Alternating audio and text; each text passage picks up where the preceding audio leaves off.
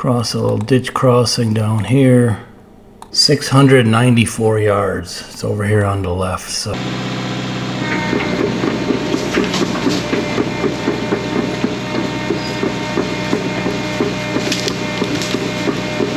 Hey guys, Kapper here, welcome back. So this is, I'm going to clean up these new logging roads. I've never been on these before.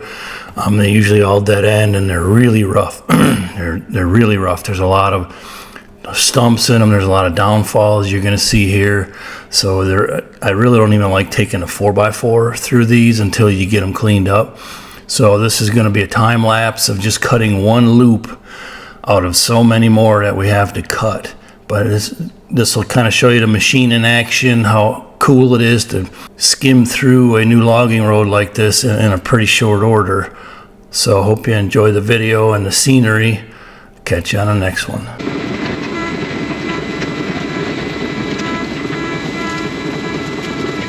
Okay, so this particular trail leads out from the house. So this is one of our main trails. Well, this brand new one cuts in right about here, and again I'm cutting blind in here, but I'm going to show you where we go. We end up coming kind of down into a bottom